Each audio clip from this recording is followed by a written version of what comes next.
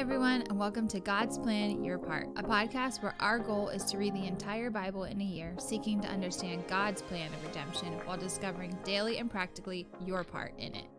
Hey everybody, welcome back. We are in Ezekiel again today. We are looking at chapters 24 to 27.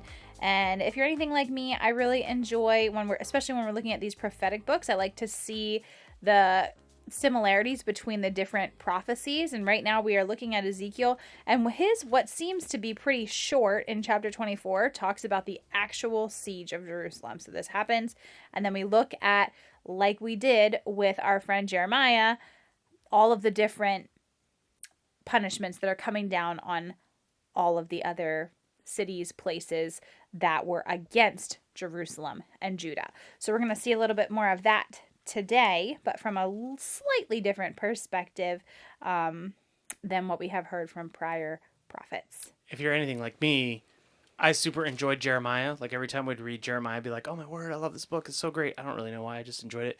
But if you're like me with Ezekiel, you're like, how soon until this book is over? Like, I get it. The people were bad. They're being utterly destroyed. Cool. But isn't it kind of cool to see the consistency, though, across the board? Like, okay, this is lining up. This guy is seeing the exact same things as the last guy was. So that's always cool for me. It is a little, repetitive it's to, trudgy. Continue to go over it over and over again. One thing that's interesting, I don't remember anyway calling it out last time, but chapter 26 specifically, and I believe chapter 27 as well, and it actually goes into tomorrow's reading. They really focus on the punishment and prophecy against Tyre, and it's pretty intense. So when we were reading through this, I was trying to think of a comparison for us today. So Tyre would have been like a port city that everybody was in and out of all the time, trading all their good things. Super prosperous place because of their ability to trade. Everybody was there. And you had said it's like for us today, it's like New York City. Like everybody's in and out of New York City. All the good stuff is happening. Well, all of the good business is happening the out trade. Of there. Yeah. Yes.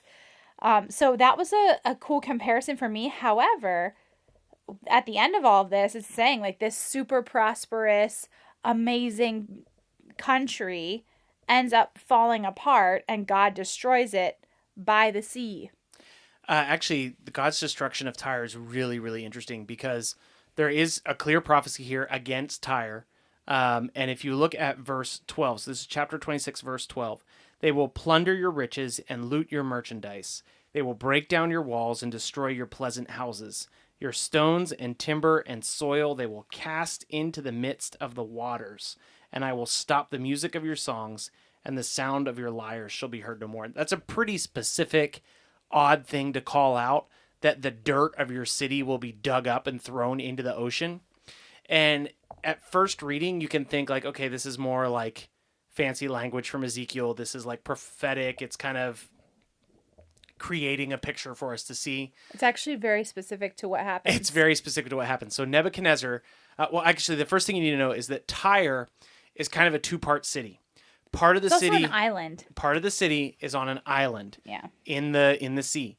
Part of the city is not on the island, it's on the mainland, and it's like the main fortress. So imagine if you're going to attack Tyre, you have to come fight in this fortress city on the mainland to gain access to the island city through the mainland. And so Nebuchadnezzar comes down and fights against Tyre and destroys most of the city on the mainland, but is unable to make it across to the island. So what they do is they just charge them like a tax, basically. They have to pay tribute to Nebuchadnezzar. And that would have been around the time of the fall of Jerusalem. So we're talking 586 BC. Later on, in 332 BC, Alexander the Great comes into Tyre, destroys the outward-facing city again, and this time uses all of the buildings, the stones, the wood, the dirt, to make a causeway for his army to get to the island to destroy the island. So what's really interesting is that this prophecy does come true. Maybe not right away. But not right away. So when people would have, if there were critical people thinking of Ezekiel, they would have said, well, all they got was the mainland. but actually the final destruction was 200 years in the future. And the part about them throwing the soil into the sea was accomplished in 332 by Alexander the Great. So this is just another instance where my Bible nerdery gets really excited. And like what Ezekiel said would happen does happen. Even the part of the verse that seems like, well, that's just kind of wild talk. That is what happens to destroy them.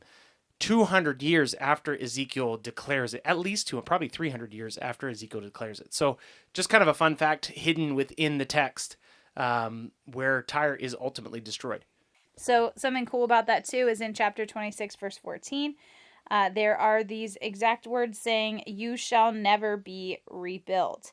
And although it was rebuilt in ways, it was never actually fully rebuilt. And the prophecy against Tyre, like Ryan was saying earlier, it didn't come right away. But overall, throughout history, our Bibles say that the city was never rebuilt after those ruins from like many, many, many years ago. Yeah. So like that fulfills the prophecy completely. Like even today you can see like the ruins of it, and it's never been rebuilt, which is crazy because that's like over 2,000 years of history. So don't hear us incorrectly. There is a city there in that general vicinity, but there is not a city built on the area where all the ruins are. And so again, what was declared was true. Even to today, which is kind of bonkers. But I think that can also be a cool, I guess, reality check in a way, because we are very much known to be, and these people, Tyre was very much known to be a seriously wealthy nation. I know we have listeners from all over the place, all over the globe, but for us specifically, like, we are very well off. We are very comfortable in how we live. That might look very different between people, whatever, but I think it's important to remember that God can give and take away anything in a matter of seconds for how he wants to see his plan worked out. And in this instance, like, Tyre was going to be punished, and it was prophesied, and it came true. To this day, we have evidence of that. So I think it's really important to remember what is valuable, like what has eternal value. And in this case, I think it's pretty obvious that wealth and influence and worldly possessions don't matter at all, to the point of they're just kind of laying in the ocean somewhere, which is just crazy. I think that's a good realization, I know, specifically for us and where we're at. So if you've been tracking with us from the beginning of Ezekiel, this is extra credit, but you'll also notice that we have entered a new phase of the book. Right around chapter 25, chapter 26, the focus moves away from those immediately in Judah and starts to focus on nations all around Judah. That's why there's proclamations against Edom, against Moab, against Seir, against Tyre. But we're going to be tracking through a couple of these proclamations probably over the next couple of days. So the focus in Ezekiel at this point in these chapters is actually prophecy against other nations and how they will be judged by the Lord for the actions of those nations, which also shows us that God is not a geographical God. He's not concerned only about Israel. He's not concerned about only his people. He's actually moving and active in all the world at all times. And he's allowing nations to rise and nations to fall, ultimately for the glory of his name. And that remains to be true today. So we remind you as your part that God's word is true. Every little piece of it, even the part about the soil of Tyre being thrown in the sea, that is true. And it does not return void. And so we are on this journey to read all of God's word, to try to understand as best we can all of God's word. And that is a valuable thing to do. Because his word is worthwhile. It's not fake, it's not false, and it's not a lie. And so the more we can study it, the more we know who he is, the better we can walk in his ways. So we'll be back again tomorrow with more Ezekiel. We'll see you then. Thanks so much for listening to God's Plan, Your Part.